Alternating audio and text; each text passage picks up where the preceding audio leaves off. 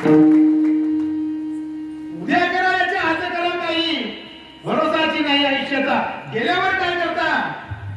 जगातलं हे मानवरूपी मोबाईलचं विचार संपलं. किंवा असं समजा तुमचं माझं शरीर आता चांगलं आहे, पुढच्या नवरात्रात काय सांगता येते तुम्ही मी काय सांगता येते. समजा त्यानं ठरवलं की आता तू एकाच जागेवर बस, काय उभं राहायचं काम नाही, कीर्तन करायचं काम नाही. आणि कीर्तन ऐकणाऱ्याला त्यांनी ठरवलं की तुम्हाला आता जागेवर हलू देत नाही. काय करता? आणि मग आपण बसल्या बसल्या त्या खाटेवर बसल्या बसल्या विचार करा, इतकी इच्छा होती ना कीर्तनाला जायची, जेव्हा चांगली होती तेव्हा गेली नाही बिना, आता काय त्यांची घेऊन राहिली. आणि म्हणून जोपर्यंत हातापायात ताकद आहे तोपर्यंत ईश्वर भक्तीला किंमत आहे. जेव्हा काही होत नाही तेव्हा तुम्ही जीव तोडता. खिशात पैसे नाही, आपली इच्छा होती आपण की नाही या दुर्गा देवीची यावर्षी 501 ची पावती फाडली असती, ज्यावेळेस होते त्यावेळेस 100 नाही दिले, आता काय 501 ची फाडता. जोपर्यंत जे आहे तन असो मन असो की धन असो, जोपर्यंत आहे तोपर्यंत एक हिस्सा घरासाठी ठेवा.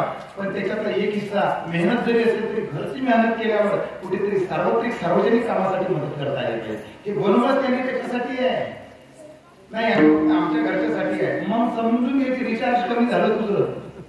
रिचार्ज जर वाढवायचं असेल तर समाजाच्या हितासाठी गावाच्या हितासाठी वेळ दिला ना, मग त्यामध्ये आयुष्य कमी झालं तरी चालते. लक्षात ठेवा, समाजाच्या हितासाठी गावाच्या हितासाठी माझ्या परिवाराच्या हितासाठी जर आपण वेळ देत असाल, आयुष्य कमी झालं तरी चालते, पण ते कमी आयुष्य इतकं सुंदर जगता येते ना, खूप सुंदर जगता येते. गावातील जर वाद असतील ना फक्त मिटवण्याचा प्रयत्न करा. पहा, तुम्हाला रस्त्याने इथून चालत असताना नमस्कार रामराम चमत्कार करणाऱ्याची संख्या कमी होईल. लक्षात ठेवा. घरात दोन भावाचे वाद असतील, या नवरात्री निमित्त जगदंबेची शपथ आहे तुम्हाला. आपण हा उत्सव या गावात साजरा करतोय ना मोठ्या मनानं. कुठेतरी आज विसरायचं आहे, उद्या दसरा आहे. दसरा आणि झालेल्या चुका विसरा. खरंच कोणाच्या चुका, शेवटी माझा चुकीचा पुतळा आहे. तुम्ही मी चुकीचा पुतळा आहे. मी बोलत असताना माझ्याकडून कदाचित काही कीर्तनात चुकू शकते, माणूस आहे मी. पण मग चुकल्यावर माफी मागणे हा मोठेपणाच्या माणसाचा